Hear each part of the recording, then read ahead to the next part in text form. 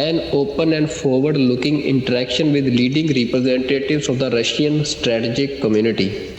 spoke about the importance of rebalancing and the emergence of multipolarity. ਜਿਹੜੀ Russia plus China ਦੀ anti West policy ਆ ਵੀ ਇਹ ਉਹਦੇ ਨਾਲ India ਆਪਣੇ ਆਪ ਨੂੰ ਅਲਾਈ ਕਰ ਰਿਹਾ ਆ ਇਹ ਸਟੇਟਮੈਂਟ ਦੇ ਕੇ।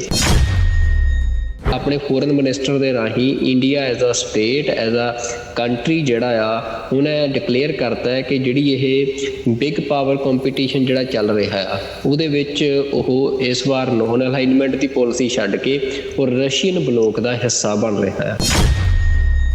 ਵੱਡਾ ਕਨਫਲਿਕਟ ਆ ਰਸ਼ੀਆ ਯੂਕਰੇਨ ਵਾਰ ਦੇ ਨਾਲ ਜਿਹੜਾ ਸ਼ੁਰੂ ਹੋਇਆ ਆ ਉਹਦੇ ਵਿੱਚ ਇੰਡੀਆ ਪਹਿਲੇ ਦਿਨ ਤੋਂ ਹੀ ਰਸ਼ੀਅਨ ਬਲੋਕ ਦੇ ਵਿੱਚ ਖੜਾ ਨਜ਼ਰ ਆਇਆ। Non democratic political behaviour India ਦਾ ਹੋਣ ਕਰਕੇ ਜਿਹੜਾ ਇੰਡੀਆ ਦਾ ਨੈਚੁਰਲ ਅਲਾਈ ਆ ਉਹ ਜਿਹੜੀਆਂ ਆਟੋਕ੍ਰੈਟਿਕ ਅਥੋਰੀਟੇਰੀਅਨ ਕੰਟਰੀਜ਼ ਨੇ ਉਹੀ ਬਣ ਰਹੀਆਂ ਆ।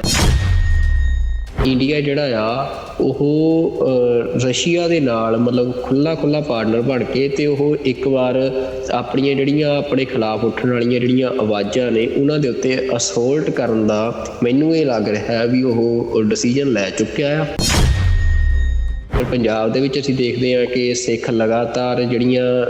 ਸੋਵਰੈਨਿਟੀ ਵਾਲੀਆਂ ਧਿਰਾਂ ਨੇ ਉਹ ਲਗਾਤਾਰ ਸੜਕਾਂ ਦੇ ਉੱਤੇ ਆ ਰਹੀਆਂ ਨੇ, ਆਪਣੀ ਵੋਇਸ ਰੇਸ ਕਰ ਰਹੀਆਂ ਨੇ। ਜਾਂ ਅੰਮ੍ਰਿਤਪਾਲ ਸਿੰਘ ਵਾਲਾ ਵਰਤਾਰਾ ਅਸੀਂ ਦੇਖਿਆ, ਉਹ ਤੋਂ ਪਹਿਲਾਂ ਕਿਸਾਨ ਮੂਵਮੈਂਟ ਸਾਰੀ ਦੇਖੀ ਆ। ਤਾਂ ਜਿਹੜੀ ਸਿੱਖਾਂ ਦੀ ਪੋਲੀਟੀਕਲ ਸਟਰੈਂਥ ਆ ਉਹ ਦੁਨੀਆ ਨੂੰ ਦਿਖੀ ਆ ਔਰਗਨਾਈਜ਼ਡ ਰੂਪ ਦੇ ਵਿੱਚ, ਪਰ ਉਹਨੂੰ ਹੋਰ ਜ਼ਿਆਦਾ ਸਟਰੋਂਗਲੀ ਔਰਗਨਾਈਜ਼ ਕਰਨ ਦਾ ਹੁਣ ਸਮਾਂ ਆ। ਸਿੱਖਾਂ ਵਾਲੇ ਮਸਲੇ 'ਚ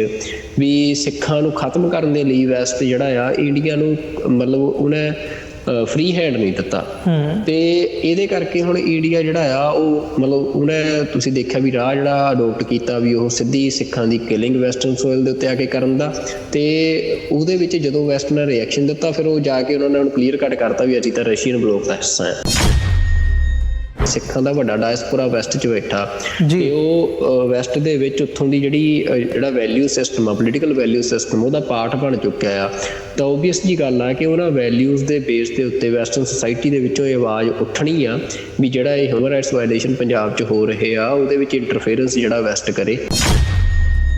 ਇੰਡੀਆ ਜਿਹੜਾ ਉਹ ਸਖਤ ਅਪਰੋਚ ਉਹ ਸਿੱਖਾਂ ਬਾਰੇ ਲੈਣ ਦੀ ਜਿਹੜੀ ਆ ਪੋਜੀਸ਼ਨ 'ਚ ਆ ਰਿਹਾ ਕਿਉਂਕਿ ਉਹ ਹੁਣ ਵੈਸਟ ਨੂੰ ਜਵਾਬਦੇਹੀ ਤੋਂ ਭੱਜ ਰਿਹਾ ਵੀ ਉਹ ਇਹ ਗੱਲ ਸ਼ੋਅ ਕਰ ਰਿਹਾ ਵੀ ਮੈਂ ਹੁਣ ਅਕਾਊਂਟੇਬਿਲਿਟੀ ਜਿਹੜੀ ਆ ਵੀ ਮੈਂ ਵੈਸਟ ਨੂੰ ਨਹੀਂ ਦੇਣੀ ਆ।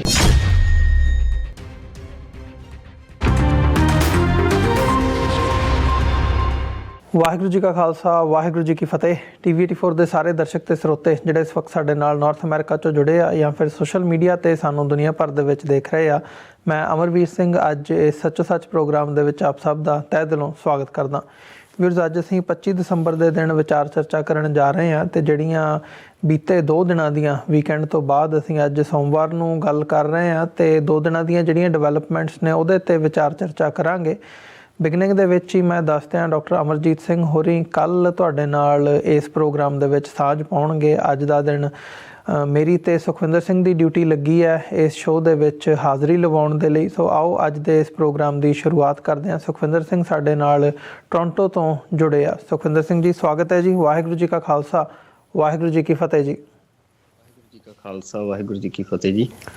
ਸੁਖਵਿੰਦਰ ਸਿੰਘ ਜੀ, ਗੱਲ ਸ਼ੁਰੂ ਕਰੀਏ। ਅੱਜ ਪਹਿਲੇ ਸੈਗਮੈਂਟ ਦੇ ਵਿੱਚ ਅਸੀਂ ਗੱਲ ਕਰੀਏ ਜਿਵੇਂ ਪਿਛਲੇ ਦਿਨਾਂ ਦੇ ਵਿੱਚ ਅਸੀਂ ਸਾਰਾ ਪਾਰਟ ਦੇਖ ਰਹੇ ਹਾਂ ਜਿਸ ਕਿਸਮ ਦਾ ਵੈਸਟ ਦਾ ਜਿਹੜਾ ਰਿਲੇਸ਼ਨਸ਼ਿਪ ਖਾਸ ਤੌਰ 'ਤੇ ਅਮਰੀਕਾ ਦਾ ਭਾਰਤ ਦੇ ਨਾਲ ਹੈ ਉਹਦੇ ਵਿੱਚ ਸਿੱਖ ਫੈਕਟਰ ਕਰਕੇ ਜਿਹੜੀ ਇੱਕ ਖਟਾਸ ਆਈ ਹੈ ਉਹ ਰੈਫਰੈਂਡਮ ਉਹਦੇ ਵਿੱਚ ਖਾਲਿਸਤਾਨ ਰੈਫਰੈਂਡਮ ਉਹਦੇ ਵਿੱਚ ਇੱਕ ਸੈਂਟਰ ਪੁਆਇੰਟ ਬਣਿਆ ਤੇ ਉਹਨੂੰ ਲੈ ਕੇ ਜਿਹੜੀਆਂ ਟਾਰਗੇਟਡ ਕਿਲਿੰਗਸ ਭਾਰਤ ਵੱਲੋਂ ਕੀਤੀਆਂ ਗਈਆਂ ਬਾਹਰਲੇ ਮੁਲਕਾਂ ਦੇ ਵਿੱਚ ਉਹ ਸੈਂਟਰ ਆਫ ਫੋਕਸ ਬਣੀਆਂ ਤੇ ਬੜਾ ਮਤਲਬ ਇਸ ਨੂੰ ਇੱਕ ਡਿਪਲੋਮੈਟਿਕ ਟਾਈਜ਼ ਦੇ ਹਵਾਲੇ ਨਾਲ ਦੇਖਿਆ ਜਾ ਰਿਹਾ ਸੀ ਵੀ ਇਹਦਾ ਇੰਪੈਕਟ ਆਉਣ ਵਾਲੇ ਦਿਨਾਂ ਦੇ ਵਿੱਚ ਕੀ ਹੋਵੇਗਾ। ਕੀ ਜਿਹੜੇ ਭਾਰਤ ਤੇ ਅਮਰੀਕਾ ਦੇ ਰਿਸ਼ਤੇ ਨੇ ਜਾਂ ਇਹ ਕਹਿ ਲਿਆ ਜਾਵੇ ਬ੍ਰੌਡਰ ਕੰਟੈਕਸਟ ਦੇ ਵਿੱਚ ਵੀ ਭਾਰਤ ਤੇ ਵੈਸਟ ਦੇ ਜਿਹੜੇ ਰਿਸ਼ਤੇ ਨੇ ਉਹਨਾਂ 'ਤੇ ਕੀ ਪ੍ਰਭਾਵ ਪਵੇਗਾ ਤੇ ਆਉਣ ਵਾਲੇ ਦਿਨਾਂ ਦੇ ਵਿੱਚ ਕੀ ਉਹ ਹੋਰ ਡਿਟੀਰੀਓਰੇਟ ਹੋਣਗੇ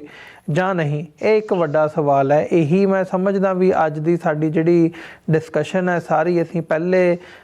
ਅੱਧ ਦੇ ਵਿੱਚ ਇਹਨੂੰ ਡਿਸਕਸ ਕਰਾਂਗੇ ਪਹਿਲੇ ਪਾਰਟ ਦੇ ਵਿੱਚ, ਕਿਉਂਕਿ ਅੱਜ ਦੀ ਜਿਹੜੀ ਲੇਟੈਸਟ ਡਿਵੈਲਪਮੈਂਟ ਆ 2 ਦਿਨਾਂ ਤੋਂ ਖਬਰਾਂ ਆ ਰਹੀਆਂ ਸੀ ਵੀ ਜਿਹੜੇ ਭਾਰਤ ਦੇ ਫੋਰਨ ਮਿਨਿਸਟਰ ਆ ਡਾਕਟਰ ਐਸ ਜੈਸ਼ੰਕਰ ਉਹ ਰੂਸ ਜਾ ਰਹੇ ਆ। ਅੱਜ ਉਹ ਰੂਸ ਪਹੁੰਚ ਚੁੱਕੇ ਆ ਤੇ ਉਹਨਾਂ ਦਾ 5 ਦਿਨਾਂ ਦਾ ਦੌਰਾ ਆ ਰੂਸ ਦੇ ਵਿੱਚ। ਸੋ ਜਿਹੜੀ ਉਹਨਾਂ ਦੀ ਰੂਸ ਦੀ ਇਹ ਫੇਰੀ ਹੈ ਜਾਂ ਉੱਥੇ ਜਾਣਾ, ਇਹਨੂੰ ਅਹਿਮ ਮੰਨਿਆ ਜਾ ਰਿਹਾ ਹੈ। ਇਹਦੇ ਵਿੱਚ ਐਗਜ਼ੈਕਟਲੀ ਜੋ ਨਜ਼ਰ ਆ ਰਿਹਾ ਹੈ ਸਾਨੂੰ ਜਾਂ ਜੋ ਮੀਡੀਆ ਦੇ ਵਿੱਚ ਆ ਰਿਹਾ, ਉਹ ਖਬਰਾਂ ਵੀ ਅਸੀਂ ਡਿਸਕਸ ਕਰਨੀਆਂ ਨੇ। ਤੇ ਨਾਲ ਹੀ ਨਾਲ ਇਹਦੇ ਜਿਹੜੇ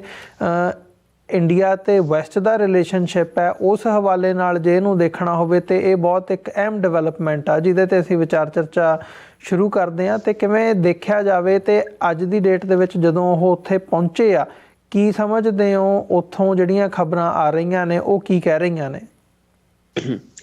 ਬਿਲਕੁਲ ਜੀ ਅਮਰਵੀਰ ਸਿੰਘ ਜੀ, ਜਿਵੇਂ ਤੁਸੀਂ ਗੱਲ ਕੀਤੀ ਆ ਕਿ ਜਿਹੜਾ ਇਹ ਐਸ ਜੈ ਸ਼ੰਕਰ ਦਾ ਜਿਹੜੇ ਇੰਡੀਆ ਦੇ ਫੋਰਨ ਮਿਨਿਸਟਰ ਨੇ, ਉਹਨਾਂ ਦਾ ਰਸ਼ੀਆ ਦਾ ਇਹ ਦੌਰਾ ਆ, ਇਹ ਜਿਹੜੀ ਸਾਊਥ ਏਸ਼ੀਆ ਦੀ ਜੀਓਪੋਲਿਟਿਕਸ ਆ ਉਹਦੇ ਵਿੱਚ ਜਿਹੜੀਆਂ ਚੇਂਜਿਸ ਆ ਰਹੀਆਂ ਨੇ, ਉਹਦੇ ਲਈ ਇਸ ਦੌਰੇ ਤੇ ਕੀ ਵਾਪਰਦਾ ਆ, ਕਿਹੋ ਜਿਹਾ ਪ੍ਰਭਾਵ ਇੰਡੀਆ ਤੇ ਰਸ਼ੀਆ ਇਸ ਦੌਰੇ ਤੋਂ ਦਿੰਦੇ ਆ, ਤਾਂ ਉਹਨੂੰ ਸਮਝਣਾ ਬੜਾ ਜ਼ਰੂਰੀ ਆ। ਤੇ ਸਿੱਖਾਂ ਦੇ ਲਈ ਖਾਸ ਤੌਰ ਤੇ ਜੋ ਅੱਜ ਸਿਚੁਏਸ਼ਨ ਬਣੀ ਹੋਈ ਆ, ਉਹਦੇ ਵਿੱਚ ਇਹਨਾਂ ਸਾਰੀਆਂ ਜਿਹੜੀਆਂ ਇਵੈਂਟਸ ਹੁਣ ਵਾਪਰਨਗੀਆਂ ਇਸ ਦੌਰੇ ਦੇ ਦੌਰਾਨ, ਉਹਨਾਂ ਨੂੰ ਬਹੁਤ ਹੀ ਜਿਹੜਾ ਕ੍ਰਿਟੀਕਲ ਤਰੀਕੇ ਦੇ ਨਾਲ ਇਹਨਾਂ ਸਾਰੀਆਂ ਚੀਜ਼ਾਂ ਨੂੰ ਦੇਖਣਾ ਚਾਹੀਦਾ। ਤੇ ਅੱਜ ਦਾ ਸਾਡਾ ਜਿਹੜਾ ਅਸੀਂ ਗੱਲਬਾਤ ਦਾ ਵਿਸ਼ਾ ਵੀ ਆਪਣਾ ਇਸੇ ਕਰਕੇ ਚੁਣਿਆ ਵੀ ਜਿਹੜਾ ਐਸ ਜੈ ਸ਼ੰਕਰ ਦਾ ਇਹ ਦੌਰਾ ਆ, ਉਹਦੇ ਤੇ ਅਸੀਂ ਜਿਹੜੀਆਂ ਗੱਲਾਂ ਡਿਸਕਸ ਕਰਾਂਗੇ। ਇੱਕ ਤਾਂ ਜਿਹੜੀ ਸਟੇਟਮੈਂਟ ਆ ਇੰਡੀਅਨ ਗਵਰਨਮੈਂਟ ਦੀ ਇਸ ਦੌਰੇ ਬਾਰੇ, ਉਹ ਵੀ ਜ਼ਰੂਰ ਡਿਸਕਸ ਕਰਾਂਗੇ। ਪਰ ਉਸ ਤੋਂ ਪਹਿਲਾਂ ਐਸ ਜੈ ਸ਼ੰਕਰ ਨੇ ਆਪਣੇ ਸੋਸ਼ਲ ਮੀਡੀਆ ਅਕਾਊਂਟਸ ਦੇ ਉੱਤੋਂ ਜਿਹੜਾ ਪ੍ਰਭਾਵ ਸਿਰਜਿਆ ਆ ਆਪਣੇ ਇਸ ਦੌਰੇ ਬਾਰੇ, ਉਹ ਬੜਾ ਅਹਿਮ ਆ ਜੀ। ਉਹਦੇ ਵਿੱਚ ਉਹਨਾਂ ਨੇ 2 ਪੋਸਟ ਜਿਹੜੀਆਂ ਸ਼ੇਅਰ ਕੀਤੀਆਂ ਐਸ ਜੈ ਸ਼ੰਕਰ ਨੇ ਆਪਣੇ ਸਾਰੇ ਸੋਸ਼ਲ ਮੀਡੀਆ ਅਕਾਊਂਟਸ ਦੇ ਉੱਤੇ, ਜਿਹਦੇ ਉੱਤੇ ਹਜ਼ਾਰਾਂ ਦੇ ਵਿੱਚ ਜਿਹੜੇ ਇੰਡੀਅਨ ਨੇ ਉਹ ਥੱਲੇ ਕਮੈਂਟਸ ਵੀ ਕਰ ਰਹੇ ਆ। ਤੇ ਉਹਨਾਂ ਵੱਲ ਮੈਂ ਬਾਅਦ 'ਚ ਜਾਣਾ, ਪਰ ਪਹਿਲਾਂ ਜੋ ਐਸ ਜੈ ਸ਼ੰਕਰ ਪ੍ਰਭਾਵ ਦੇਣ ਦੀ ਗੱਲ ਕਰ ਰਹੇ ਆ, ਇੱਕ ਪੋਸਟ ਜਿਹੜੀ ਉਹਨਾਂ ਦੀ ਆ,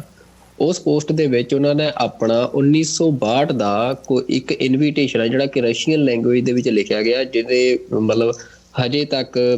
ਮੈਂ ਉਹਨੂੰ ਕਿਉਂਕਿ ਰਸ਼ੀਅਨ ਨਹੀਂ ਪੜ੍ਹ ਸਕਦਾ ਤੇ ਉਹਨੂੰ ਕਿਉਂਕਿ ਡੀਪਲੀ ਨਹੀਂ ਜਾ ਸਕੇ ਵੀ ਉਹ ਕੀ ਆ, ਪਰ ਉਹਦੇ ਵਿੱਚ ਬੜੀ ਇੱਕ ਅਹਿਮ ਆ ਕਿ ਇੱਕ 1962 ਦੀ ਇਹ ਮੋਸਕੋ ਰਿਸੈਪਸ਼ਨ ਆ ਜਿਹੜੀ ਉੱਥੇ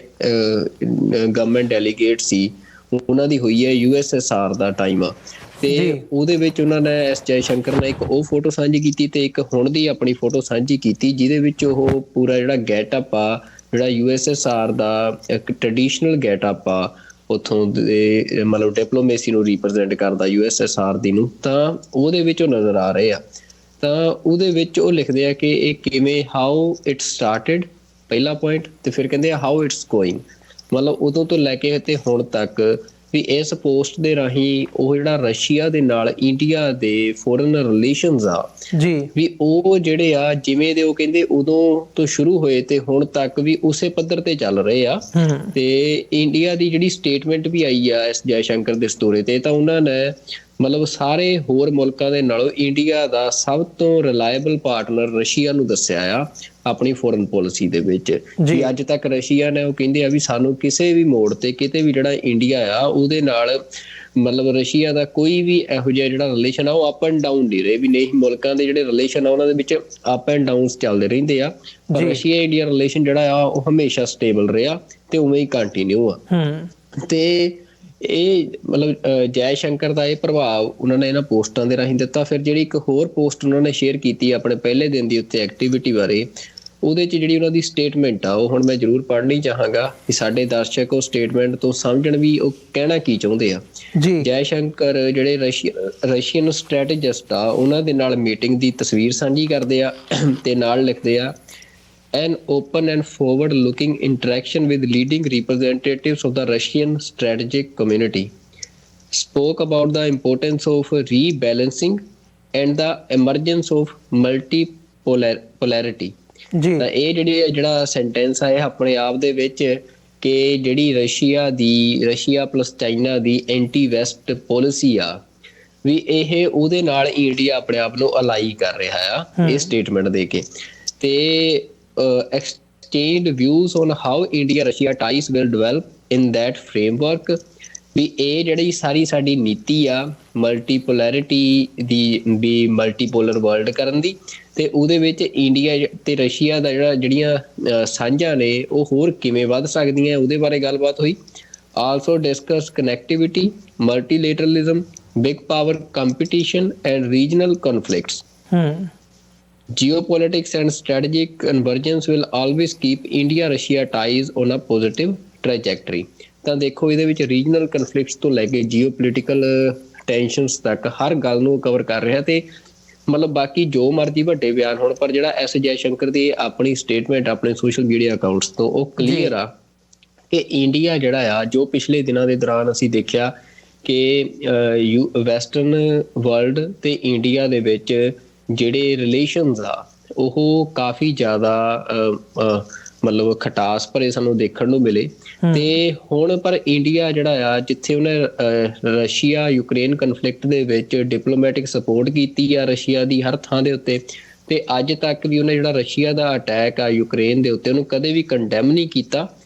ਤੇ ਹੁਣ ਪਰ ਉਹ ਸਿੱਧਾ ਹੀ ਆਪਣੇ ਫੋਰਨ ਮਿਨਿਸਟਰ ਦੇ ਰਾਹੀਂ India as a state, as a country ਜਿਹੜਾ ਆ ਉਹਨੇ ਡਿਕਲੇਅਰ ਕਰਤਾ ਹੈ ਕਿ ਜਿਹੜੀ ਇਹ ਬਿਗ ਪਾਵਰ ਕੰਪੀਟੀਸ਼ਨ ਜਿਹੜਾ ਚੱਲ ਰਿਹਾ ਆ ਉਹਦੇ ਵਿੱਚ ਉਹ ਇਸ ਵਾਰ ਨੋਨ ਅਲਾਈਨਮੈਂਟ ਦੀ ਪਾਲਿਸੀ ਛੱਡ ਕੇ ਉਹ ਰਸ਼ੀਅਨ ਬਲੋਕ ਦਾ ਹਿੱਸਾ ਬਣ ਰਿਹਾ ਆ। ਤੇ ਮਤਲਬ ਇਹ ਜਿਹੜੀ ਸਿਚੁਏਸ਼ਨ, ਇਹ ਜਿਹੜੀਆਂ ਡਿਵੈਲਪਮੈਂਟਸ ਹੋ ਰਹੀਆਂ ਆ, ਤਾਂ ਇਹਨਾਂ ਨੇ ਜਿਵੇਂ ਉਹਨਾਂ ਆਪਣੀ ਸਟੇਟਮੈਂਟ ਦੇ ਵਿੱਚ ਰੀਜਨਲ ਕਨਫਲਿਕਟਸ ਤੋਂ ਲੈ ਕੇ ਤੇ ਜੀਓਪੋਲਿਟਿਕਸ ਦਾ ਜ਼ਿਕਰ ਕੀਤਾ ਆ, ਤਾਂ ਸੱਚਮੁੱਚ ਜਿਹੜੀਆਂ ਇਹ ਡਿਵੈਲਪਮੈਂਟਸ ਨੇ ਇਹ ਸਾਊਥ ਏਸ਼ੀਆ ਦੇ ਵਿੱਚ ਇੰਡੀਆ ਦੀ ਜਿਹੜੀ ਟੈਰੀਟੋਰੀਅਲ ਬੋਰਡਰਸ ਨੇ ਉਹਨਾਂ ਦੇ ਵਿੱਚ ਇਹ ਜ਼ਰੂਰ ਰੀਜਨਲ ਕਨਫਲਿਕਟਸ ਤੇ ਜੀਓਪੋਲਿਟਿਕਸ ਤੇ ਅਸਰ ਪਾਉਣਗੇ। ਤੇ ਸਿੱਖਾਂ ਦੇ ਲਈ ਇਹ ਗੱਲ ਸਮਝਣੀ ਬੜੀ ਹੁਣ ਅਹਿਮ ਆ ਕਿ ਜੋ US, ਕੈਨੇਡਾ, ਇਹਨਾਂ ਮੁਲਕਾਂ ਦਾ ਪਿਛਲੇ ਦਿਨਾਂ ਦੇ ਦੌਰਾਨ ਇੰਡੀਆ ਦੀਆਂ ਜੋ ਐਕਟੀਵਿਟੀਜ਼ ਸੀ ਟਰਾਂਸਨੈਸ਼ਨਲ ਰਿਪਰੈਸ਼ਨ ਦੀਆਂ ਇਹਨਾਂ ਕੰਟਰੀਜ਼ ਦੇ ਵਿੱਚ, ਉਹਦੇ ਤੇ ਜੋ ਰਿਐਕਸ਼ਨ ਦੇਖਣ ਨੂੰ ਮਿਲਿਆ ਆ ਜਾਂ ਜੋ ਕਾਰਵਾਈ ਦੇਖਣ ਨੂੰ ਮਿਲੀ ਆ,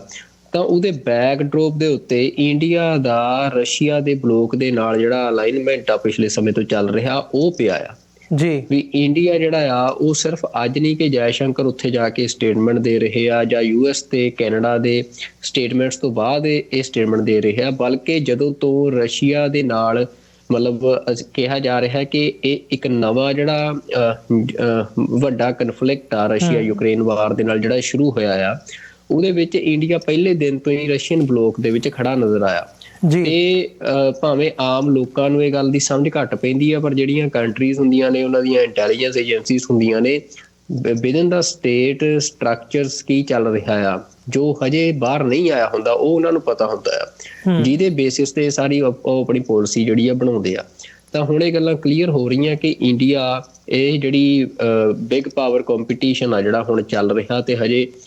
ਕੁਝ ਸਾਲ ਇਹੀ ਜਿਹੜਾ ਆ ਸਾਰੀ ਦੁਨੀਆ ਦੀ ਸਿਆਸਤ ਦੇ ਉੱਤੇ ਭਾਰੂ ਰਹਿਣਾ ਆ, ਤੇ ਉਹਦੇ ਵਿੱਚ ਇੰਡੀਆ ਰਸ਼ੀਅਨ ਬਲੋਕ ਦਾ ਹਿੱਸਾ ਬਣ ਰਿਹਾ, ਜਿਹਦਾ ਕਿ ਅਸੀਂ ਦੇਖਿਆ ਕਿ ਚਾਈਨਾ ਆਲਰੇਡੀ ਉਹਦਾ ਹਿੱਸਾ ਆ। ਤੇ ਉਹਦੇ ਵਿੱਚ ਜਿਹੜੀ ਸਿੱਖ ਮੂਵਮੈਂਟ ਆ ਜਾਂ ਸਿੱਖ ਸਟਰਗਲ ਆ ਉਹਨੂੰ ਹੁਣ ਵੈਸਟਰਨ ਕੰਟਰੀਜ਼ ਰੈਕੋਗਨਾਈਜ਼ ਕਰ ਰਹੀਆਂ ਨੇ। ਤੇ ਇੰਡੀਆ ਦਾ ਜਿਹੜਾ ਵੈਸਟਰਨ ਕੰਟਰੀਜ਼ ਦੀ ਰੈਕੋਗਨੀਸ਼ਨ ਆ ਉਹਦੇ ਜੜ੍ਹਾਂ ਦੇ ਵਿੱਚ ਜਾਂ ਉਹਦੇ ਬੇਸਿਸ ਦੇ ਵਿੱਚ ਜਿਹੜੀ ਗੱਲ ਪਈ ਆ ਉਹ ਇੰਡੀਆ ਦਾ ਨੋਨ ਡੈਮੋਕ੍ਰੈਟਿਕ ਪੋਲੀਟੀਕਲ ਬਿਹੇਵੀਅਰ ਆ। ਉਹ non democratic political behaviour India ਦਾ ਹੋਣ ਕਰਕੇ ਜਿਹੜਾ ਇੰਡੀਆ ਦਾ ਨੈਚੁਰਲ ਅਲਾਈ ਆ ਉਹ ਜਿਹੜੀਆਂ ਆਟੋਕ੍ਰੈਟਿਕ ਅਥੋਰਿਟੇਰੀਅਨ ਕੰਟਰੀਜ਼ ਨੇ ਉਹੀ ਬਣ ਰਹੀਆਂ ਆ, ਤੇ ਇੰਡੀਆ ਉਹਨਾਂ ਨੂੰ ਹੀ ਚੂਜ਼ ਕਰ ਰਿਹਾ ਆ। ਤੇ ਇਹਦੇ ਵਿੱਚ ਹੁਣ ਸਿੱਖਾਂ ਦੇ ਲਈ ਇਹ ਗੱਲ ਬੜੀ ਅਹਿਮ ਹੋ ਜਾਂਦੀ ਆ ਕਿ ਉਹ ਅਗਲੇ ਸਮੇਂ ਦੇ ਵਿੱਚ ਆਪਣੀ ਜਿਹੜੀ ਅਸੀਂ ਕਹਿ ਸਕਦੇ ਹਾਂ ਕਿ ਆਰਗੇਨਾਈਜੇਸ਼ਨਲ ਕੈਪੈਸਿਟੀ ਆ, ਤੇ ਜਿਹੜੀ ਰੈਫਰੈਂਡਮ ਦੇ ਰਾਹੀਂ ਵੀ ਪ੍ਰਗਟ ਹੋ ਰਹੀ ਆ, ਜਾਂ ਫਿਰ ਪੰਜਾਬ ਦੇ ਵਿੱਚ ਅਸੀਂ ਦੇਖਦੇ ਹਾਂ ਕਿ ਸਿੱਖ ਲਗਾਤਾਰ ਜਿਹੜੀਆਂ ਸੋਵਰੇਨਿਟੀ ਵਾਲੀਆਂ ਧਿਰਾਂ ਨੇ ਉਹ ਲਗਾਤਾਰ ਸੜਕਾਂ ਦੇ ਉੱਤੇ ਆ ਰਹੀਆਂ ਨੇ, ਆਪਣੀ ਵੋਇਸ ਰੇਸ ਕਰ ਰਹੀਆਂ ਨੇ। ਜਾਂ ਅੰਮ੍ਰਿਤਪਾਲ ਸਿੰਘ ਵਾਲਾ ਵਰਤਾਰਾ ਅਸੀਂ ਦੇਖਿਆ, ਉਹ ਤੋਂ ਪਹਿਲਾਂ ਕਿਸਾਨ ਮੂਵਮੈਂਟ ਸਾਰੀ ਦੇਖੀ ਆ। ਤਾਂ ਜਿਹੜੀ ਸਿੱਖਾਂ ਦੀ ਪੋਲੀਟੀਕਲ ਸਟਰੈਂਥ ਆ ਉਹ ਦੁਨੀਆ ਨੂੰ ਦਿਖੀ ਆ ਆਰਗੇਨਾਈਜ਼ਡ ਰੂਪ ਦੇ ਵਿੱਚ, ਪਰ ਉਹਨੂੰ ਹੋਰ ਜ਼ਿਆਦਾ ਸਟਰੋਂਗਲੀ ਆਰਗੇਨਾਈਜ਼ ਕਰਨ ਦਾ ਹੁਣ ਸਮਾਂ ਆ। ਤੇ ਜਿਹੜੀਆਂ ਅਸੀਂ ਕਹਿ ਸਕਦੇ ਹਾਂ ਕਿ ਦੁਨੀਆ ਦੇ ਸਿਆਸੀ ਢਾਂਚਿਆਂ ਦੇ ਵਿੱਚ ਜਿਹੜੇ ਕਿ ਆਫਟਰ ਸੈਕਿੰਡ ਵਰਲਡ ਵਾਰ ਤੇ ਖਾਸ ਤੌਰ ਤੇ ਕਹਿਣਾ ਹੋਵੇ ਆਫਟਰ ਦਾ ਕੋਲਡ ਵਾਰ ਜਿਹੜੇ ਕਿ ਸਥਿਰ ਹੋ ਗਏ ਸੀ, ਉਹਨਾਂ ਦੇ ਵਿੱਚ ਹੁਣ ਨਵੀਆਂ ਵਿਰਲਾਂ ਬਣੀਆਂ ਨੇ, ਨਵੇਂ ਮੌਕੇ ਬਣੇ ਆ, ਤੇ ਇਹਨਾਂ ਮੌਕਿਆਂ ਦੇ ਵਿੱਚੋਂ ਹੁਣ ਸਿੱਖ ਸਿਆਸੀ ਜਿਹੜੀ ਸੂਝ-ਬੂਝ ਆ ਉਹਦੇ ਤੇ ਡਿਪੈਂਡ ਕਰਦਾ ਹੈ ਕਿ ਉਹ ਜੋ ਸਿੱਖਾਂ ਦੇ ਨਾਲ ਪਿਛਲੇ 1984 ਤੋਂ ਬਾਅਦ ਨਸਲਕੁਸ਼ੀ ਤੋਂ ਲੈ ਕੇ ਅੱਜ ਤੱਕ ਇੱਕ ਕੌਮ ਦੇ ਰੂਪ ਦੇ ਵਿੱਚ ਜੋ ਹਿਊਮਨ ਰਾਈਟਸ ਵਾਇਲੇਸ਼ਨਸ ਹੋਈਆਂ, ਜੋ ਜ਼ੁਲਮ ਹੋਏ ਆ, ਤੇ ਨਾਲ ਪੰਜਾਬ ਦੇ ਨਾਲ ਰਿਸੋਰਸਿਸ ਦੇ ਮਾਮਲੇ ਦੇ ਵਿੱਚ ਜਿੰਨੀ ਲੁੱਟ ਹੋਈ ਆ, ਉਹਨਾਂ ਸਾਰੀਆਂ ਗੱਲਾਂ ਨੂੰ ਧਿਆਨ 'ਚ ਰੱਖਦੇ ਉਸ ਖਿੱਤੇ ਦੇ ਵਿੱਚ ਆਪਣੀ ਇੱਕ ਨਵੀਂ ਪੋਲੀਟਿਕਸ ਉਸਾਰ ਸਕਦੇ ਆ, ਤੇ ਉਹਦੇ ਲਈ ਮਤਲਬ ਜਿਹੜੇ ਯਤਨ ਆ ਉਹ ਕਰਨੇ ਚਾਹੀਦੇ ਆ ਹੁਣ ਜੀ। ਤੇ ਇਹਦੇ ਵਿੱਚ ਜਿਵੇਂ ਤੁਸੀਂ ਜ਼ਿਕਰ ਕੀਤਾ, ਠੀਕ ਹੈ, ਇਹ ਜਿਹੜੀ ਪੋਲੀਟਿਕਸ ਹੈ, ਜੀਓ ਪੋਲੀਟਿਕਸ ਇੰਟਰਨੈਸ਼ਨਲੀ ਇਹ ਚੱਲ ਰਹੀ ਹੈ ਪਿਛਲੇ ਸਮੇਂ ਤੋਂ, ਜਿਸ ਕਿਸਮ ਦੀਆਂ ਡਿਵੈਲਪਮੈਂਟਸ ਹੋ ਰਹੀਆਂ ਨੇ, ਸਾਨੂੰ ਨਜ਼ਰ ਆ ਰਿਹਾ ਵੀ ਇੰਡੀਆ ਵੈਸਟ ਦੇ ਨਾਲ ਵੀ ਅਲਾਈ ਕਰਨ ਦੀ ਕੋਸ਼ਿਸ਼ ਕਰਦਾ, ਤੇ ਨਾਲ ਹੀ ਨਾਲ ਉਹ ਜਿਹੜਾ ਰਸ਼ੀਅਨ ਬਲਾਕ ਹੈ ਉਹਦਾ ਵੀ ਹਿੱਸਾ ਬਣਦਾ ਹੈ। ਰਸ਼ੀਆ ਦੇ ਖਿਲਾਫ ਵੋਟ ਕਰਨ ਦੀ ਗੱਲ ਹੋਵੇ, ਯੂਕਰੇਨ ਤੇ ਰਸ਼ੀਆ ਵਾਰ ਨੂੰ ਲੈ ਕੇ, ਉੱਥੇ ਵੀ ਇੰਡੀਆ ਜਿਹੜਾ ਉਹ ਨਰਮ ਜਿਹੜਾ ਨਜ਼ਰ ਆਉਂਦਾ ਹੈ, ਤੇ ਨਾਲ ਹੀ ਨਾਲ ਤੇਲ ਲੈ ਕੇ ਯੂਰਪ ਦੇ ਵਿੱਚ ਵੇਚਣ ਦੀ ਗੱਲ ਹੋਵੇ ਰਸ਼ੀਆ ਤੋਂ, ਉਹ ਚੀਜ਼ ਸਾਨੂੰ ਫੈਕਟਰ ਨਜ਼ਰ ਆਉਂਦਾ। ਹੁਣ ਇਹਨੂੰ ਜੇ ਸਾਡੇ ਸਿੱਖ ਪਰਸਪੈਕਟਿਵ ਤੋਂ ਦੇਖਣਾ ਹੋਵੇ ਤੇ ਕਿਵੇਂ ਸਮਝਿਆ ਜਾਵੇ? ਮਤਲਬ ਇਹ ਦੇਖਿਆ ਜਾਵੇ ਵੀ ਅਮਰੀਕਾ ਨੇ ਜਿਹੜਾ ਸਿੱਖ ਫੈਕਟਰ ਉਭਾਰਿਆ, ਜਾਂ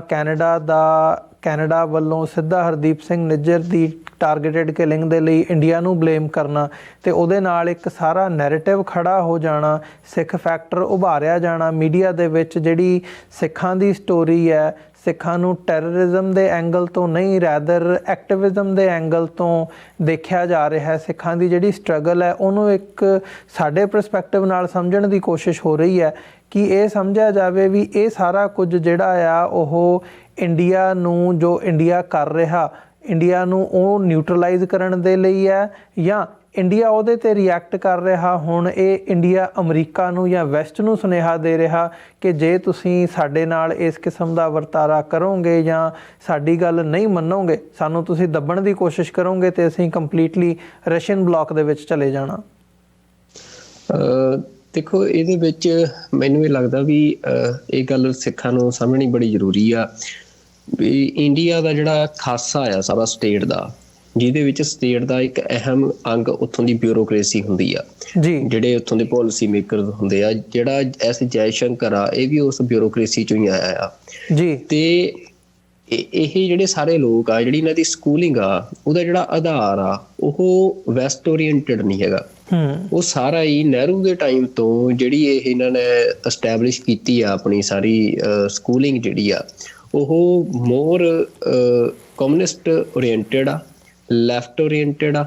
ਤੇ ਸੋਸ਼ਲਿਸਟ, ਜਿਹਦੇ ਵਿੱਚੋਂ ਅਸੀਂ ਕਹਿੰਦੇ ਆ ਵੀ ਜਿਹੜਾ ਇੱਕ ਮਤਲਬ ਜਿਹਦਾ ਖਾਸਾ ਸੋਸ਼ਲਿਸਟ ਕਮਿਊਨਿਸਟ ਟਾਈਪ ਦਾ ਆ। ਤੇ ਉਹਦੇ ਆਧਾਰ ਤੇ ਜਿਹੜੀ KGB ਆ ਜਾਂ ਜਿਹੜੀਆਂ ਰਸ਼ੀਅਨ ਇੰਟੈਲੀਜੈਂਸ ਏਜੰਸੀਜ਼ ਆ, ਉਹਨਾਂ ਦਾ ਬਹੁਤ ਜ਼ਿਆਦਾ ਪ੍ਰਭਾਵ ਆ ਇੰਡੀਅਨ ਡੀਪ ਸਟੇਟ ਦੀ ਬਿਊਰੋਕ੍ਰੈਟਿਕ ਸਟਰਕਚਰਸ ਦੇ ਉੱਤੇ, ਤੇ ਬਿਊਰੋਕ੍ਰੈਟਿਕ ਸਟਰਕਚਰਸ ਦੇ ਰਾਹੀਂ ਹੀ ਫਿਰ ਇੱਥੋਂ ਦੇ ਪਾਰਲੀਮੈਂਟਰੀ ਸਟਰਕਚਰ ਦੇ ਉੱਤੇ ਜੀ। ਤੇ ਉਹ ਮਤਲਬ ਜਿਹੜੀ ਇਹ ਸਟੇਟਮੈਂਟ ਲਗਾਤਾਰ ਕਹਿ ਰਹੇ ਆ, ਮੈਂ ਹੁਣ ਤੁਹਾਨੂੰ ਜ਼ਰੂਰ ਮਤਲਬ ਇਹਦੇ 'ਚ ਜ਼ਿਕਰ ਕਰਨਾ ਚਾਹੁੰਦਾ, ਬੜਾ ਅਹਿਮ ਉਹਨਾਂ ਨੇ ਕਿਹਾ ਵੀ ਇੰਡੀਆ ਤੇ ਇਹਦੇ ਰਿਲੇਸ਼ਨਸ ਨੇ ਜਿਹੜੇ ਰਸ਼ੀਆ ਦੇ, ਉਹ ਕਹਿੰਦੇ ਆ ਵੀ noting that India-Russia relations may not be spectacular, Jaishankar said, they have stabilized at a certain level but have not seen the ups and downs that Moscow's relationships with China, the US or Europe have been through. He added, and that's in itself a statement. ਕਿ ਕਦੇ ਵੀ ਜਿਹੜਾ India ਤੇ ਜਿਹੜਾ Moscow ਦਾ relation ਆ, Delhi Moscow ਦਾ relation ਆ, ਉਹਦੇ ਵਿੱਚ ups and downs ਨਹੀਂ ਹੈ। ਉਹਦਾ ਕਾਰਨ ਕੀ ਆ ਵੀ ਇੱਥੇ ਡਾਊਨ ਦੇ ਉੱਤੇ ਹਮੇਸ਼ਾ ਹੀ ਇੰਡੀਆ ਦੀ ਜਿਹੜੀ ਸਟੇਟ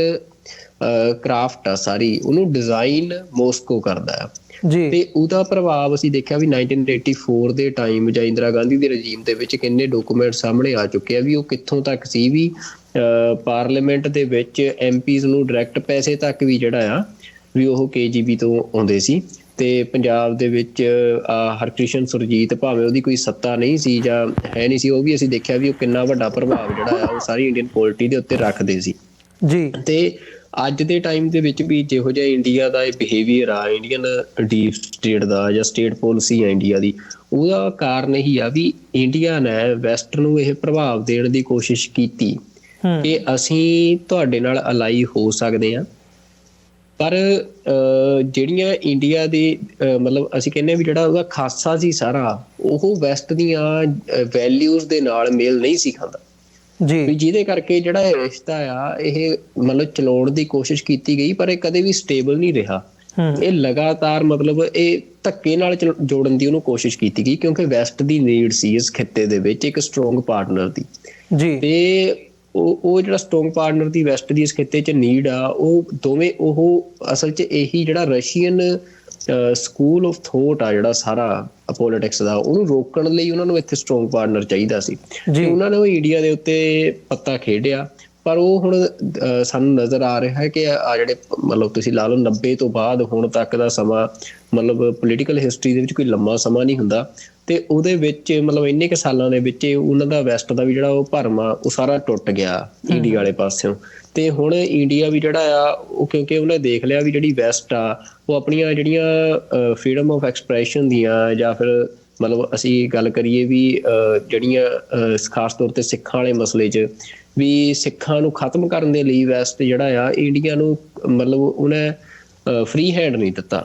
ਤੇ ਇਹਦੇ ਕਰਕੇ ਹੁਣ ਇੰਡੀਆ ਜਿਹੜਾ ਆ ਉਹ ਮਤਲਬ ਉਹਨੇ ਤੁਸੀਂ ਦੇਖਿਆ ਵੀ ਰਾਹ ਜਿਹੜਾ ਅਡੋਪਟ ਕੀਤਾ ਵੀ ਉਹ ਸਿੱਧੀ ਸਿੱਖਾਂ ਦੀ ਕਿਲਿੰਗ ਵੈਸਟਰਨ ਸੋਇਲ ਦੇ ਉੱਤੇ ਆ ਕੇ ਕਰਨ ਦਾ। ਤੇ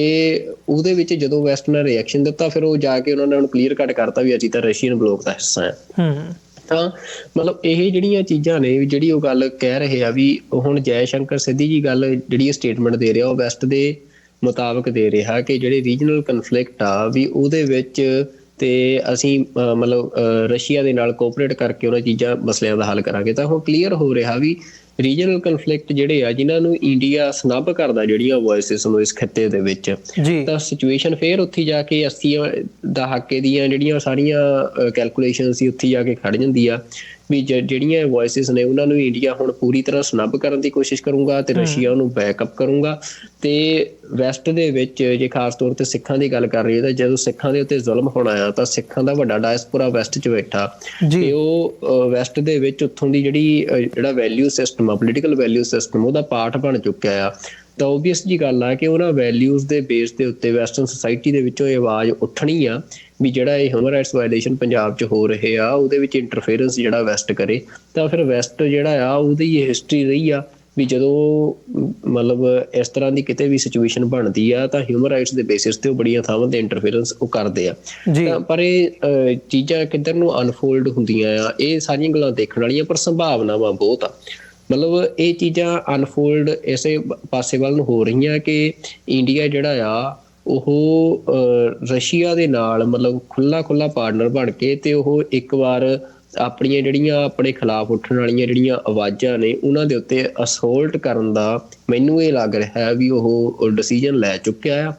ਤੇ ਜਿਹੜਾ ਅਸੀਂ ਇੰਡੀਆ ਦੀ ਜਿਹੜੀ ਪੋਲੀਟਿਕਸ ਆ ਉਹਦੇ ਵਿੱਚ ਅਮਿਤ ਸ਼ਾਹ ਦੀ ਸਟੇਟਮੈਂਟ ਤੋਂ ਲੈ ਕੇ ਤੇ ਹੋਰ ਜੋ ਕੁਛ ਮਤਲਬ ਹੋ ਰਿਹਾ ਆ, ਮਤਲਬ ਪਿਛਲੇ ਟਾਈਮ ਦੇ ਵਿੱਚ ਪੰਜਾਬ ਦੇ ਵਿੱਚ ਅਸੀਂ ਦੇਖਿਆ ਵੀ ਟਰਾਂਸਨੈਸ਼ਨਲ ਰਿਪਰੈਸ਼ਨ ਤੋਂ ਲੈ ਕੇ ਸਿੱਖ ਜਿਹੜੇ ਲੀਡਰ ਨੇ ਉਹਨਾਂ ਦੀਆਂ ਕਿਲਿੰਗਸ ਤੋਂ ਲੈ ਕੇ ਪੰਜਾਬ ਦੇ ਵਿੱਚ ਅੰਮ੍ਰਿਤਪਾਲ ਸਿੰਘ ਵਾਲੇ ਵਰਤਾਰੇ ਤੱਕ,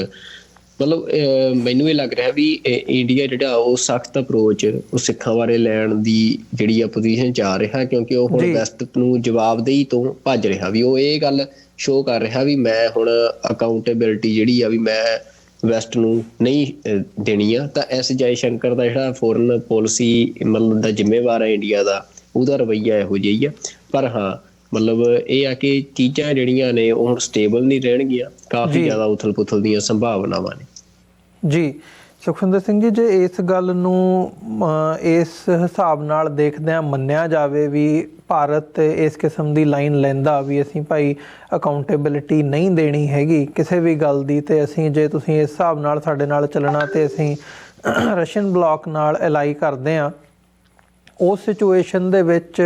ਸਾਡੇ ਲਈ ਜਿਵੇਂ ਤੁਸੀਂ ਜ਼ਿਕਰ ਕੀਤਾ ਵੀ ਅਸੀਂ 80ਵੇਂ ਦੇ ਦਹਾਕੇ ਦੇ ਵਿੱਚ ਪਹੁੰਚ ਜਾਂਦੇ ਹਾਂ, ਸਾਰੀਆਂ ਜਿਹੜੀਆਂ ਗਿਣਤੀਆਂ ਮਿਣਤੀਆਂ ਨੇ ਉਸ ਕਿਸਮ ਦੀਆਂ ਹੋ ਜਾਂਦੀਆਂ ਨੇ ਵੀ ਰਸ਼ੀਆ ਉਸ ਕਿਸਮ ਦੀ ਬੈਕਿੰਗ ਦਿੰਦਾ ਇੰਡੀਆ ਨੂੰ, ਜਿਸ ਹਿਸਾਬ ਦੇ ਨਾਲ ਭਾਰਤ ਦਾ ਜਿਹੜਾ ਵਿਦਨ ਇਨਫਰਾਸਟ੍ਰਕਚਰ ਹੈ, ਪੋਲੀਟਿਕਸ ਹੈ, ਉਹਦੇ 'ਤੇ ਉਹ ਪ੍ਰਭਾਵ ਹੁੰਦਾ ਅਤੇ ਉਹਦੇ ਵਿੱਚ ਡਾਇਸੈਂਟ ਦੀ ਕੋਈ ਥਾਂ ਨਹੀਂ ਬਚਦੀ ਹੈਗੀ। ਜਿਹੜੀ ਡਾਇਸੈਂਟ ਦੀ ਕੋਈ ਆਵਾਜ਼ ਉੱਠਦੀ ਹੈ ਉਹ ਮਾਈਨੋਰਿਟੀਜ਼ ਦੇ ਪੱਖ ਤੋਂ ਆਵੇ ਜਾਂ ਅਦਰਵਾਈਜ਼ ਕੋਈ ਹੋਰ ਰੀਜਨਲ ਪਾਰਟ ਹੋਵੇ, ਉਹਨੂੰ ਸਨੱਬ ਕੀਤਾ ਜਾਂਦਾ, ਜਿਹੜਾ ਕਿ ਪਹਿਲਾਂ ਹੋਇਆ। ਅਤੇ 84 ਦਾ ਵੀ ਜਦੋਂ ਅਸੀਂ ਪਾਰਟ ਦੇਖਦੇ ਹਾਂ, ਕਿਤੇ ਨਾ ਕਿਤੇ ਉਹਦੇ ਵਿੱਚ ਸਾਰੀ ਇਨਵੋਲਵਮੈਂਟ ਬਾਹਰਲੇ ਮੁਲਕਾਂ ਨਾਲ, ਉਹ ਆਪਸੀ ਡਾਕੂਮੈਂਟਸ ਦਾ ਤੁਸੀਂ ਜ਼ਿਕਰ ਕੀਤਾ ਆ। ਸੋ ਉਹ ਜਿਹੜੀ ਡਿਵੈਲਪਮੈਂਟ ਹੈ, ਅਸੀਂ ਉਦੋਂ ਹਜੇ ਵੈਸਟ ਦੇ ਵਿੱਚ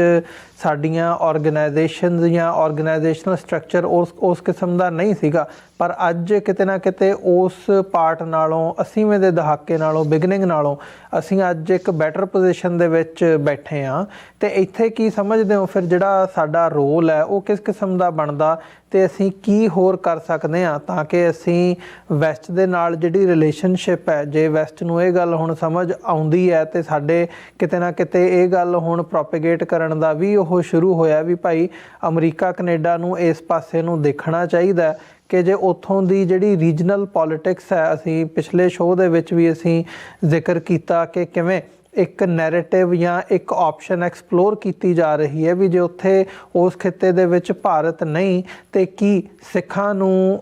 ਨੂੰ ਇੱਕ ਉਹ ਬਣਾ ਕੇ ਉਸ ਆਧਾਰ ਦੇ ਉੱਤੇ ਇੱਕ ਧਿਰ ਬਣਾ ਕੇ ਖੜਾ ਕੀਤਾ ਜਾ ਸਕਦਾ। ਕੀ ਅਮਰੀਕਾ ਉਸ ਪਾਸੇ ਨੂੰ ਸੋਚ ਸਕਦਾ ਆਉਣ ਵਾਲੇ ਸਮੇਂ ਦੇ ਵਿੱਚ? ਇਹ ਇੱਕ ਵੱਡਾ ਸਵਾਲ ਹੈ ਅਤੇ ਸਾਡਾ ਉੱਥੇ ਰੋਲ ਫਿਰ ਕੀ ਬਣ ਜਾਂਦਾ?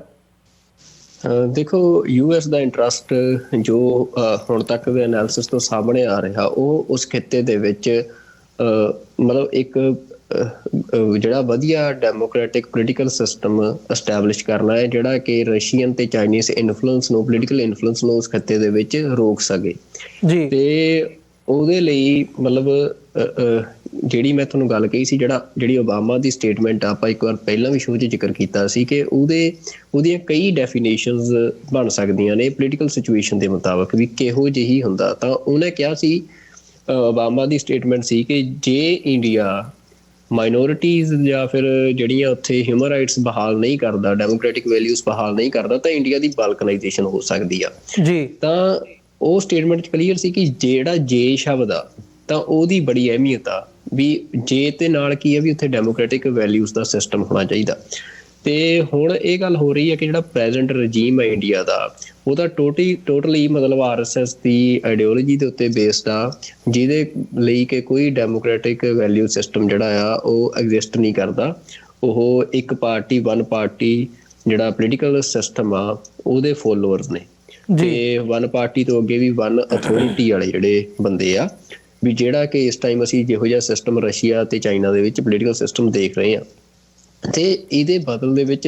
US ਜਿਸ ਖਿੱਤੇ ਦੇ ਵਿੱਚ ਹੁਣ ਉਹਨੂੰ ਰੋਕਣਾ ਚਾਹੁੰਦਾ ਆ, ਰਸ਼ੀਆ ਚਾਈਨਾ ਟਾਈਪ ਜਿਹੜਾ ਪੋਲੀਟੀਕਲ ਮਾਡਲ ਆ, ਤਾਂ ਉਹਨੂੰ ਉੱਥੇ ਡੈਮੋਕ੍ਰੈਟਿਕ ਜਿਹੜਾ ਸਿਸਟਮ ਬਹਾਲ ਕਰਨਾ, ਤਾਂ ਉਹਦੀ ਪਹਿਲੀ ਓਪਸ਼ਨ ਆ ਵੀ ਉੱਥੇ ਇੱਕ strong federal democratic regime establish ਹੋਵੇ। ਤਾਂ ਉਹਦੇ ਲਈ 2024 ਦੀਆਂ ਇਲੈਕਸ਼ਨਸ ਬੜੀਆਂ ਇੰਪੋਰਟੈਂਟ ਆ, ਜਿਹੜੀਆਂ ਇੰਡੀਆ ਦੀਆਂ ਲੋਕ ਸਭਾ ਦੀਆਂ ਇਲੈਕਸ਼ਨਸ ਨੇ। ਤਾਂ ਉਹਦੇ ਵਿੱਚ ਦੇਖਣ ਵਾਲੀ ਗੱਲ ਹੋਣੀ ਹੈ ਕਿ ਕਿਹੋ ਜਿਹੀ ਜਿਹੜੀ ਰਜੀਮ ਆ ਇੰਡੀਆ ਦੇ ਵਿੱਚ ਉਹ ਨਵੀਂ ਐਸਟੈਬਲਿਸ਼ ਹੁੰਦੀ ਆ। ਤੇ ਮਸਲਾ ਇਹ ਹੈ ਵੀ US ਦਾ ਇੰਟਰਸਟ ਇਹ ਆ, ਪਰ ਜਿਹੜੇ ਸਿੱਖ ਨੇ ਤਾਂ ਸਿੱਖਾਂ ਦੀ ਹੁਣ ਤੱਕ ਦੀ ਜਿਹੜਾ ਐਕਸਪੀਰੀਅੰਸ ਉਸ ਖਿੱਤੇ ਦੇ ਵਿੱਚ ਉਹ ਇਹ ਰਿਹਾ ਕਿ ਉੱਥੇ ਜਿਹੜਾ ਮਰਜ਼ੀ ਚਿਹਰੇ ਬਦਲ ਕੇ ਤੁਸੀਂ ਇੱਕ ਸਿਸਟਮ ਜਿਹੜਾ ਐਸਟੈਬਲਿਸ਼ ਕਰ ਲਓ, ਪਰ ਜਦੋਂ ਤੱਕ ਉਹ ਮੈਜੋਰਿਟੀ ਹਿੰਦੂ ਪੋਪੂਲੇਸ਼ਨ ਦੀਆਂ ਵੋਟਸ ਤੇ ਬੇਸਡ ਰਹਿਣਾ ਆ, ਤਾਂ ਉਹਦੇ ਵਿੱਚ ਹਮੇਸ਼ਾ ਇਹ ਪੋਸੀਬਿਲਿਟੀ ਬਣੀ ਰਹਿਣੀ ਆ ਕਿ ਜਿਹੜੇ ਸਿੱਖ ਨੇ ਉਹਨਾਂ ਦਾ ਕਦੇ ਵੀ ਜੈਨੋਸਾਈਡ ਹੋ ਸਕਦਾ ਜਾਂ ਮੁਸਲਿਮ ਦਾ ਜੈਨੋਸਾਈਡ ਹੋ ਸਕਦਾ। ਤਾਂ ਉਹਦਾ ਜਿਹੜਾ ਬਦਲ ਆ ਉਹ ਉੱਥੇ ਜਿਹੜੇ ਸਿੱਖ ਨੇ ਜਾਂ ਕਸ਼ਮੀਰੀ ਨੇ ਜਾਂ ਨਾਰਥ ਈਸਟ ਦੀਆਂ ਸਟੇਟਸ ਨੇ, ਜਿਹੜੀਆਂ ਕਿ ਜਿਹੜਾ ਮੈਜੋਰਿਟੀ ਹਿੰਦੂ ਪੋਪੂਲੇਸ਼ਨ ਆ ਉਹਦੇ ਨਾਲੋਂ ਵੱਖਰਾ ਅਕੀਦਾ ਰੱਖਦੀਆਂ ਜਿਹੜੀਆਂ ਕੌਮੀਅਤਾਂ ਨੇ, ਉਹਨਾਂ ਦੀ ਗੱਲ ਰਾਈਟ ਟੂ ਸੈਲਫ ਡਿਟਰਮੀਨੇਸ਼ਨ ਦੀ ਆ ਕਿ ਇਸ ਖਿੱਤੇ ਦੇ ਵਿੱਚ ਇੱਕ ਇਹੋ ਜਿਹਾ ਮਾਡਲ ਐਸਟੈਬਲਿਸ਼ ਹੋਵੇ ਜਿਹਦੇ ਵਿੱਚ ਜਿਹੜੀਆਂ ਇਹ ਕੌਮਾਂ ਨੇ, ਜਿਹੜੀਆਂ ਇੱਕ ਕੌਮ ਦੇ ਪੂਰੇ ਜਿਹੜੇ ਅਸੀਂ ਕਹੀਏ ਵੀ ਐਲੀਜੀਬਲ ਨੇ ਐਜ਼ ਅ ਕੌਮ ਡਿਫਾਈਨ ਹੋਣ ਦੇ ਲਈ ਜਿਹੜਾ UN ਦਾ ਸਿਸਟਮ ਆ, ਤਾਂ ਉਹਨਾਂ ਨੂੰ ਇੱਕ ਸੋਵਰਨ ਕੰਟਰੀਜ਼ ਵਜੋਂ ਐਸਟੈਬਲਿਸ਼ ਕੀਤਾ ਜਾਵੇ। ਜਿਹੜੀ ਪੰਜਾਬ ਦੇ ਵਿੱਚ ਖਾਲਿਸਤਾਨ ਦੀ ਮੂਵਮੈਂਟ ਆ, ਕਸ਼ਮੀਰ ਦੇ ਵਿੱਚ ਕਸ਼ਮੀਰ ਦੀ ਆਜ਼ਾਦੀ ਦੀ ਮੂਵਮੈਂਟ ਆ, ਨਾਰਥ ਈਸਟ ਦੇ ਵਿੱਚ ਨਾਗਾਸ ਦੀ ਮੂਵਮੈਂਟ ਨੂੰ ਅਸੀਂ ਦੇਖਦੇ ਹਾਂ, ਤੇ ਉਹ ਆ ਸਾਊਥ ਦੇ ਵਿੱਚ ਵੀ ਜਿਹੜਾ ਆ ਦਰਾਵਿੜ ਨਾਡੂ ਦੀ ਗੱਲ ਬਹੁਤ ਜ਼ੋਰਾਂ ਨਾਲ ਚੱਲ ਰਹੀ ਆ ਵੀ ਜਿਹੜਾ ਸਾਊਥਰਨ ਸਟੇਟਸ ਨੇ ਜਿਹੜੇ ਦਰਾਵਿਡੀਅਨ ਨੇ ਉਹਨਾਂ ਦੀ ਇੱਕ ਵੱਖਰੀ ਜਿਹੜੀ ਆਪਣੀ ਇੰਡੀਪੈਂਡੈਂਟ ਕੰਟਰੀ ਹੋਵੇ। ਤਾਮਿਲ ਮੂਵਮੈਂਟ ਤਾਂ ਪਹਿਲਾਂ ਬੜੇ ਜ਼ੋਰ ਨਾਲ ਚੱਲੀ, ਪਰ ਹੁਣ ਇੱਕ ਨਵਾਂ ਵੀ ਉੱਥੇ ਫੇਜ਼ ਆ ਰਿਹਾ। ਤੇ ਇਹ ਮਤਲਬ ਇਹ ਜਿਹੜੀਆਂ ਉੱਥੇ ਲੋਕ ਨੇ, ਇੱਕ ਇਹਨਾਂ ਦਾ ਇੰਟਰਸਟ ਇਹ ਆ। ਹੁਣ ਉਹਦੇ ਵਿੱਚ ਮਸਲਾ ਕੀ ਹੈ ਵੀ ਡਾਇਸਪੋਰਾ ਦੇ ਵਿੱਚ ਬੈਠੇ ਸਿੱਖਾਂ ਨੂੰ ਇਸੇ ਗੱਲ ਦੇ ਉੱਤੇ ਵੈਸਟ ਨੂੰ ਜ਼ੋਰ ਦੇਣਾ ਚਾਹੀਦਾ ਜਾਂ ਇਹਨਾਂ ਦੇ ਪੋਲਿਸੀ ਮੇਕਰਸ ਨੂੰ ਵੀ ਜੇ ਉਹ ਇੱਕ ਸਿਰਫ ਰਜੀਮ ਸ਼ਿਫਟ ਦੀ ਗੱਲ ਦੇ ਉੱਤੇ ਫੋਕਸ ਕਰਦੇ ਆ ਜੀ ਤੇ ਉਹ ਕੋਈ ਮਤਲਬ ਪਰਮਾਨੈਂਟ ਹੱਲ ਨਹੀਂ ਹੈਗਾ ਉੱਥੇ ਰਸ਼ੀਅਨ ਤੇ ਜਿਹੜਾ ਚਾਈਨੀਜ਼ ਪੋਲੀਟੀਕਲ ਇਨਫਲੂਐਂਸ ਆ ਉਹਨੂੰ ਰੋਕਣ ਦਾ। ਤੇ ਜਿਹੜਾ ਪਰਮਾਨੈਂਟ ਹੱਲ ਆ ਮਤਲਬ ਉਹ ਇੱਕ ਟੈਂਪਰੇਰੀ ਤੁਹਾਡਾ ਹੱਲ ਹੋ ਸਕਦਾ ਹੈ ਕੁਝ ਸਮੇਂ ਦੇ ਲਈ, ਪਰ ਉਹ ਪਰਮਾਨੈਂਟ ਤੁਹਾਨੂੰ ਸਟਰੋਂਗ ਡੈਮੋਕ੍ਰੈਟਿਕ ਅਲਾਈਜ਼ ਨਹੀਂ ਉੱਥੇ ਮਿਲ ਸਕਦੇ। ਤੇ ਉਹ ਸਟਰੋਂਗ ਪਰਮਾਨੈਂਟ ਡੈਮੋਕ੍ਰੈਟਿਕ ਅਲਾਈਜ਼ ਤਾਂ ਹੀ ਮਿਲ ਸਕਦੇ ਆ ਜੇ ਜਿਹੜੀਆਂ ਇਹ ਕੌਮੀਅਤਾਂ ਨੇ ਇਹਨਾਂ ਦੀਆਂ ਆਪਣੀਆਂ ਉੱਥੇ ਕੰਟਰੀਜ਼ ਐਸਟੈਬਲਿਸ਼ ਹੁੰਦੀਆਂ। ਤੇ ਫਿਰ ਇਹਨਾਂ ਦੇ ਵਿੱਚ ਇੱਕ ਜਿਵੇਂ ਦਾ ਯੂਰੋਪੀਅਨ ਯੂਨੀਅਨ ਦੇ ਵਿੱਚ ਸਿਸਟਮ ਅਸੀਂ ਦੇਖਦੇ ਹਾਂ, ਕੋਈ ਇਹੋ ਜਿਹਾ ਸਿਸਟਮ ਜਿਹੜਾ ਆ ਉੱਥੇ ਸਾਰੇ ਖਿੱਤੇ ਦੇ ਵਿੱਚ ਡਿਵੈਲਪ ਹੁੰਦਾ ਆ ਜਿਹਦੇ ਵਿੱਚ ਪਾਕਿਸਤਾਨ ਵੀ ਅਸੀਂ ਦੇਖ ਸਕਦੇ ਹਾਂ, ਅਫਗਾਨਿਸਤਾਨ ਵੀ ਦੇਖ ਸਕਦੇ ਹਾਂ ਵੀ ਤਾਂ ਜਾ ਕੇ ਉਸ ਖਿੱਤੇ ਦੇ ਵਿੱਚ ਕੋਈ ਸਟੇਬਿਲਿਟੀ ਹੈ ਜਿਹੜੀ ਉਹ ਲੌਂਗ ਟਰਮ ਪੋਸੀਬਲ ਆ। ਤੇ ਉਹਦੇ ਨਾਲ ਹੀ ਜਿਹੜਾ ਇਹ ਸਾਰਾ ਰਸ਼ੀਅਨ ਤੇ ਚਾਈਨੀਜ਼ ਇਨਫਲੂਐਂਸ ਆ, ਪੋਲੀਟੀਕਲ ਇਨਫਲੂਐਂਸ ਆ, ਉਹਨੂੰ ਪੱਕੀ ਰੋਕ ਲੱਗ ਸਕਦੀ ਆ। ਤਾਂ ਮਸਲਾ ਇਹ ਆ ਵੀ ਸਿੱਖ, ਕਸ਼ਮੀਰੀ ਜਾਂ ਜਿਹੜੇ ਹੋਰ ਇੱਥੇ ਸਾਊਥਰਨ ਪੋਲੀਟੀਕਲ ਜਿਹੜੇ ਆਈਡੀਓਲੋਗਸ ਨੇ ਇੱਥੇ ਵੈਸਟ ਦੇ ਵਿੱਚ ਬੈਠੇ ਆ ਕਿ ਉਹ ਪਹਿਲਾਂ ਇਕੱਠੇ ਹੋ ਕੇ ਵੀ ਜਿਹੜਾ ਉਸ ਖਿੱਤੇ ਦੇ ਵਿੱਚ ਸਟੇਕ ਹੋਲਡਰ ਨੇ ਇਸ ਟਾਈਮ ਚੱਲ ਰਹੀਆਂ ਮੂਵਮੈਂਟਸ ਦੇ, ਉਹ ਇਕੱਠੇ ਹੋ ਕੇ ਤੇ ਆਪਣਾ ਇੱਕ ਮਤਾ ਇਸ ਤਰ੍ਹਾਂ ਦਾ ਕੋਈ ਬਣਾਉਣ ਤੇ ਫਿਰ ਜਿਹੜਾ ਉਹ ਸਾਰਾ ਡਾਇਲੋਗ ਆ ਉਹ ਇੱਥੇ ਸਿਰਫ ਇਹੀ ਨਹੀਂ ਕਿ US ਜਾਂ ਕੈਨੇਡਾ ਹੀ, ਹੋਰ ਸਾਰੇ ਮੁਲਕਾਂ ਦੇ ਵਿੱਚ ਵੀ ਉਹ ਗੱਲ ਦੱਸੀ ਜਾਵੇ ਕਿ ਕਿਹੜੀ ਜਿਹੜੀ ਚੀਜ਼ ਆ ਉਹ ਉੱਥੇ ਇੱਕ ਵਧੀਆ ਡੈਮੋਕ੍ਰੈਟਿਕ ਪੋਲੀਟੀਕਲ ਸਿਸਟਮ ਨੂੰ ਸਟੈਬਲਿਸ਼ ਕਰ ਸਕਦੀ ਆ ਤੇ ਜਿਹੜਾ ਰਾਈਟ ਟੂ ਸੈਲਫ ਡਿਟਰਮੀਨੇਸ਼ਨ ਆ ਉਹਦੀ ਇੰਪੋਰਟੈਂਸ ਕੀ ਆ ਤੇ ਜਿਹੜਾ ਕਿ ਇੱਕ ਪਰਮਾਨੈਂਟ ਪੀਸ ਆ ਉਸ ਖਿੱਤੇ ਦੇ ਵਿੱਚ ਉਹ ਲਿਆ ਸਕਦਾ ਹੈ।